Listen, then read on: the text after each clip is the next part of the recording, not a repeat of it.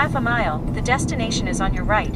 Brinkley RV. Thank you for once again joining us as we take you through our multi-step process to consider and then purchase a new RV. We share with you our evaluation process, the considerations driving our choices, including inspecting the RV field at the Tampa RV Show, looking under the hood at the Brinkley Factory, and what made us make this major change, jumping from an 8,000-pound travel trailer to an 18,000-pound fifth wheel. Our approach to buying the new RV is very similar to the process we followed in the past when we considered purchasing a new home. Yeah, it's pretty neat, isn't it? It's important to understand that today, most RV manufacturers are mainly fabricators, purchasing nearly all of the components that goes into the RV assembly. Within the RV industry, the majority of parts come from a single manufacturer, Lippert. So it's not about the parts, but how they are designed and assembled. When considering a new home, you want to see how the contractor constructs the houses they are building, beginning at the foundation and working upwards. We follow the same principle and visit our manufacturer of choice before taking delivery. It occurs to me that we are starting this story in the middle. We really should start at the point where we decide why and how we need a change. For that, we need to go back in time, beginning with our first RV, Adie, our Imagine. Our Imagine served us very well. We had made many significant upgrades to the unit that made living in it very comfortable. We loved the central open space, and the fact that the kitchen was still largely accessible even with the slide-in made travel days amazingly easy. The issue is at the back of the unit. Those bunk beds are really for small children. Lucas is now nearly fully grown and just doesn't fit in his bed anymore. Once we knew we needed more space, it is time to begin research, and this begins with examining RV floor plans. A great way to see and compare dozens of units in short order is to head to a show. For that, we head to Tampa and at Springtime RV Show. What are we doing? Where are we going? We're going to the Tampa RV Show. But first we have to get lost with our GPS. So why are we doing this? In 3/4 of a mile, take a left on Boreal. Because you're insisting that we get more space and a washer and dryer. We need a second bedroom. Which ones are we looking at? Like all of them. All of them. The two big RV shows each year occur in Tampa, followed by Hershey's Fall Show. Tampa's show is in January, making it the easy choice for us, as we are already in Florida spending the winter months here. Thus, getting to it requires only a couple of hours of driving. Heading in, we still have only high-level wants from our next RV, and we have no intention to make a purchase while here. What? Here's the gate. Which midway did I say we went? I'd like a you are here, man. Yeah. Scared and confused right now. This show is huge, and prior to entering the park, I've looked over the map of where the vendors are.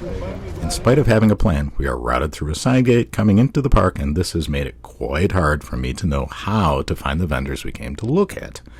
Confused and unsure of my direction, it brings to mind an old F Troop show I watched. Where the heck are we? That's when a collie get name.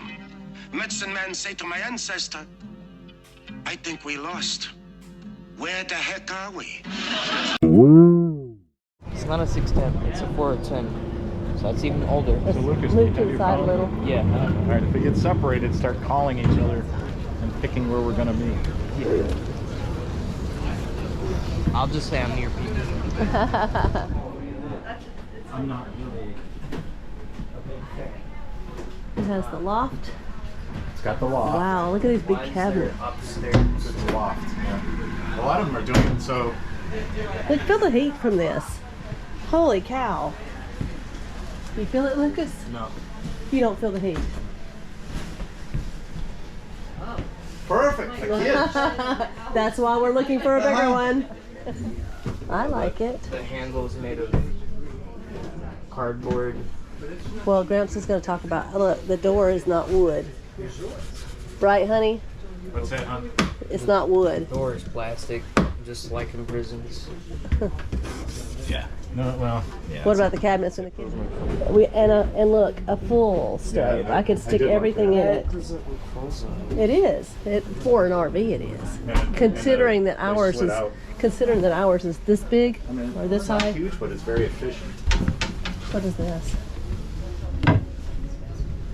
What is that? Probably for disposal. Throw trash into. That's crazy. All right, so it has real wood. I do like the cabinets. Color. I like the color. I like the handles. I like. Vendors bring their own RV stock to these shows, and they really don't want to return with them. However, don't assume that this means you'll get great pricing here. Pre-COVID discounts were typically in a 30% range.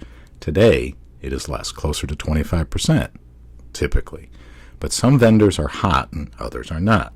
Know these details in advance. Alliance is a new company and one of the 3 vendors with increasing sales during 2024. Levels. Are they inside the tanks or external to the tank? And it's the See, look. Main bedroom, right. second Gotcha, in the bedroom, middle. desk, Okay. Oh, I like sleeper that sofa, actually. and then above is a loft. Okay. So that's All right. yeah, that's what you just literally described. That you get into from that room or from outside? No, it's it looks like over. outside. Above. Okay, from in here. Okay, well, let's go see. Thank you. Yeah, of course. After a long, full day of going around and around, we are exhausted. My feet even hurt. And it's time to find our way out. We are leaving dazed, hungry, and overwhelmed. We didn't plan to buy anything here. The goal was to become more informed. Maybe we achieved that.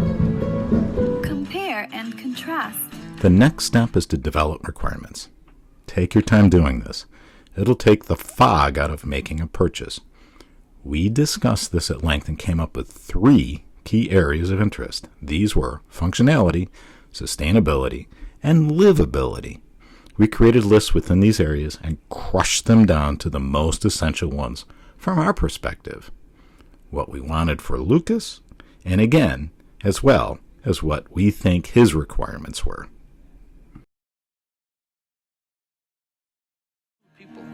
When you are reasonably balanced, make a decision, throw your life into it, something wonderful will... We aren't decision gurus, but having steps to follow offers clarity to the process, where confusion may rule. Over the years, we have spoken with many people that visited their RV manufacturer after taking possession of the unit. Sadly, what we hear nearly universally is they would never buy another RV manufacturer. We aim to avoid feeling that way and head to Elkhart, Indiana, before taking delivery, before being the key word, because we are about to see the sausage be made, and changing our mind is still a very real possibility.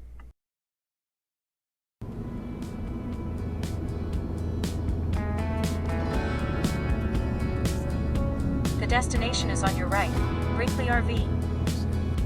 Arrived.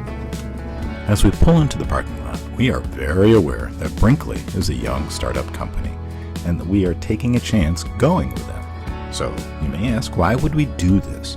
There are lots of reasons not to buy from a startup, such as limited retail and repair network, limited customer support resources, and no aftermarket knowledge or products. So why take the risk? In their short history, they've established a stellar reputation for quality, design, and build. This comes from a very experienced base of founding owners whose desire seems to be do it the best that it can be done. The tour starts exactly where I wanted to, with the frame. Within the RV world, there is a known problem with large RVs and their frames flexing beyond structural limits and eventually failing. Brinkley says their design eliminates this issue. I want to see the proof with my own eyes. RV frames have to flex to accommodate turns and road conditions. So how do they avoid flex failures? Let's take a look at the frame. This is a Z-frame design and one that is commonly used within larger RVs. The image shows where they most often fail. First off, what jumps out is how beautifully painted the frame is. We are told it is triple powder coated. Powder coating is a much more durable finish than paint, and tripling the finish means that Brinkley is serious about avoiding rust and extending the life of the structure. Next, the beam that attached to the kingpin is a huge box beam. The choice of using a box beam over traditional L or I beams provides both a superb structure for attaching the kingpin to the frame, as well as a much higher capacity to absorb flexing. Stepping around the corner, the uprights between the top deck and the main I-beams are massive solid blocks of steel. Brinkley also opted to not employ the Z architecture and instead runs a single solid beam all the way to the rear of the unit. We are told that Lippert reports that Brinkley's frame is the strongest in the industry by 50%. Located within the frame is another unique feature advanced by Brinkley. Here you see the cable fabrications. All of the cabling put into Brinkley's RVs are pre-built and tested cable fabrications. In their research to minimize problems, they discovered that the number one repair in the field is wiring failures. The harness eliminates wiring errors and minimizes the friction and vibration related failures. Looking down at how cabling is smartly routed and insulation tucked in and then neatly covered in corrugated poly underbelly illustrates the care that Brinkley is putting into their builds. Every step along the process up to now has been an upgrade or is top of line. While Brinkley continues to use traditional axles on their Z models, every other component within the suspension is top-notch, including their own version of the Road Armor shock-absorbing equalizer. The plant is spotless clean, and this level of cleanliness is transferred into the RV builds. Sawdust, drop screws, and fabrication debris is vacuumed up throughout the process. Each stage in the build process must pass that station's QC review before advancing. If a unit doesn't pass, the line is stopped, and that unit's defects are corrected before the line resumes. There are 33 stations in total in the Z plant, if I recall correctly. Adie is eyeballing all the pretty parts being installed and discovers that the shower is designed for a seat insulation. Oh no. I don't remember the gentleman's name that met us on our tour. I believe he oversees Brinkley's customer service area, but he spoke at length how Brinkley is committed to both the customer's happiness and that of their employees. They recognize that happy, comfortable employees produce products at a much higher quality than someone who doesn't want to be there. RVs are built from the inside out, as installing the outer walls blocks access to installing some of the large inner components. I am thrilled to see that Brinkley uses Asdel on both sides of the outer walls. No crappy paper-covered Luan to mold and rot here. Look closely and you can also see where wood is placed within the aluminum beams at locations screws are used. This provides both better attachment for the screws as well as prevents the aluminum from being crushed. The Asdel covered outer walls are also why the sides are so smooth and shiny on a Brinkley. Prior to a new design going into production, the owners personally go out and camp in the prototypes. This step typically produces hundreds of changes, and it is why you find such attention to detail within the livability aspects of their RVs, including lighting details, incredibly efficient and effective AC and heating systems. All this goodness up to now would be for naught if the RV leaks when it rains, and Brinkley continues to apply intense attention and detail to the roofline. Ductwork is minimized within the roof. Instead, they rely on direct airflow from the AC units. What is installed is a custom insulation-based fabrication that minimizes overhead heat introduction into the RV, while also allowing for a low-profile construction. A second highlight of the roof construction location is the unit's termination is exactly at the very edge of the upright walls, ensuring that water passes over the roof and does not enter the RV. Lastly, you find very few openings in a roof. Again, this is purposeful and aims at preventing leaks. The added benefit to these details is that the inner cabin climate is very well controlled. Looking over the nearly complete units, other details can be observed. Here, the side skirts are massively reinforced and attached with rivets, avoiding the screws that eventually work their way out. The rigidity of the skirting is another reason why Brinkley's have such a smooth outer appearance. We are now at the end of the line and Patty seeks out the model we intend to purchase. While a few finishing touches still remain to be completed, she finds the interior looks amazing. The rear living RV models remain one of the most popular designs across all vendors.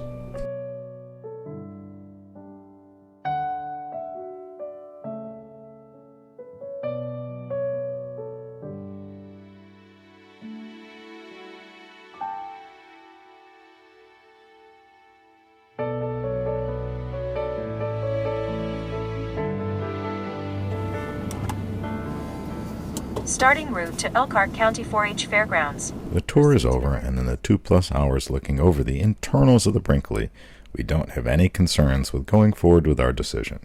Making our way back to the fairgrounds, we pass a couple of the local residents, and we are reminded of where we are and the close relationship the inhabitants have here with Mother Earth.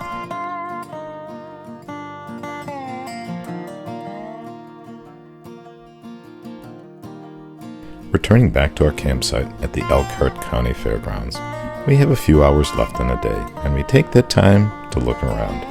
The first Elkhart County Fair was hosted by the Agricultural Society in 1851. Yeah. The purpose for the event was to celebrate and promote agriculture.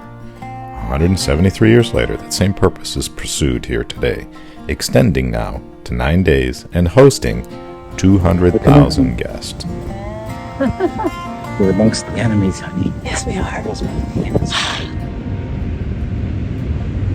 That lovely train sound coming in the background. Here he comes, buddy.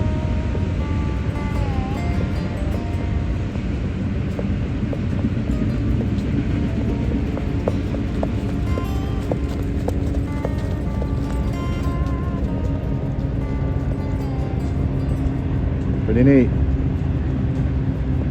We now fast forward to what we purchased and then going in to pick it up. Our choice is a Brinkley 3610, which met all of our needs and was priced very nicely by our helpful salesman Hank at ThreeWayCampers of Georgia. And then that'll do the Bluetooth, like just your car keys. Yep. And then you just pull down on this handle to disconnect it from the door. Okay. It'll swing shut. Then you'll have the defender to defend the screen down at the bottom. And then you can slide this from the inside to block bugs and things from getting in. Good. And then you'll have your steps, which will fold up flat. Yeah, it's pretty neat, isn't it? Yeah, that's pretty unique. To sweep them or anything. It is standard practice for the dealership to go over all the functions when picking up your new RV. But Brinkleys are so new that the number of techs that actually know anything about them is pretty rare. We were greatly pleased to find our tech so knowledgeable about the workings of our RV. I do recommend recording your handover. I actually picked up some things in the making of this video by reviewing what we were told.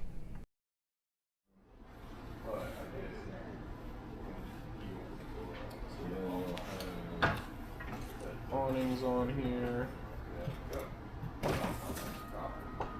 Awesome.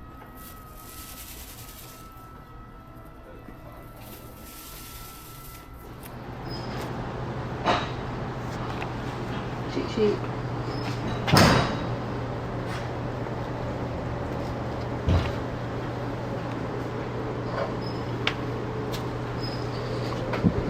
So this was what I was mentioning. There's on, I don't want to touch anything, Autolevel, front. Yes. And when you hit front, if it's not in retract, it's going to extend it. All right. Yeah, so right now when you just turn it on, like let's pretend whole camper was closed up, we just backed up, you're still hooked up to your truck, you would just power it on, and it would turn on like it is now, and you'd hit front. And then that's what would just lift it up off the front, off the bed of your truck. Yep. And you would lift it up just till you saw, like we'll go over everything when you hook up, but till you saw the separation between your hitch and the trailer. Yep. And then you could pull your truck away. And right after that, usually you'll want to go inside and go ahead and open up all the rooms before you hit auto level. Okay. Just to, because if you auto level in the, like let's say the campsite up here, or the ground up here kind of tweaked the frame this way when it leveled, and the ground in the rear tweaked it this way. Whenever, after you've auto leveled, if you went inside to open up the rooms and it would try to run the rooms out, it can kind of pinch the frames of the rooms, so run one side more than the other. Oh, that's so interesting. I just recommend lift it up off the truck, pull away, and then open it up before you auto level, and then after you auto level, or open them up, you can auto level. Okay, so all of them, or just the bigger ones? Okay. You go ahead and do all of them. And then after you've done that, you can go out here, hit auto level. Now, I know reading the instructions, it said it wouldn't even auto level unless it was a little bit vertical in the front. Yeah. So that's why usually I will just lift it up off the truck, and so that's enough. By then it's pretty, So it'll do its whole front thing first, and then so after you've leveled it, you don't want to really go in here and mess with the level after that, because it memorizes each time right before you hit. It memorizes the level it was at when you pulled your truck away. So then you can hit, if you're just in this home menu, you hit down on this left arrow and it'll take you to auto hitch. So then if I hit enter on auto hitch, it would raise the rears and take that front right back to where we just were, so then you just bring the truck back in. Yeah. But it'll forget that setting if you mess with the auto level after you've auto leveled. All right, so where do you hit auto hitch? Where was it? So it was just, if it's turned on, like let's say you were getting ready to leave, because it'll probably be turned off when you're getting ready to go. So just turn it on and come over here to these arrows, hit down one time, it goes to auto hitch, and then you hit enter. Got it. And it just raises the rears. Got it. If you hit down on that arrow pad again, it'll take you to auto retract. I'll usually do that after you've hooked your truck up to it, because then it just raises everything up to the rest of the way. Oh, that makes sense. Okay, good. Yeah. They're not super difficult to learn. It's just kind of repetitive. As you do it more, you'll get the hang of it more. Yeah. Whenever you have the green light in the center too, that's when it's going to be leveled, and then That makes sense. anything's going to be blinking red, that's when you'll know it's high or low in the front, and so you'll just need to extend or retract it. It'll show you what you need to do and you need to adjust it. But the you'll have your microwave. The fan just comes out up here, so if you're ever wanting to get the smoke out, you'll want to use your max air fan. Got it. And then that controller will be right next to her face, right here. There's it vent open, and that will just lift up the vent lid, and then if you hit fan on, it'll turn on the actual fan. Oh my god, at this point I'm in serious information overload. And this is about how I felt at this point. In fact, I've forgotten a lot of what I heard in the beginning. Thank goodness I recorded all of this, some of which is even in focus.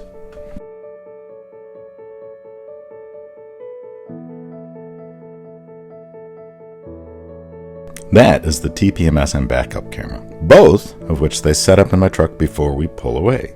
They actually inspect my hitch before loading the trailer onto it. ThreeWayCampers was incredibly thorough in the handover, and if you are considering an RV in Georgia, I do recommend giving them a look. There's Adie. We have sold Adie, and she's about to leave the house. Hi, Adie.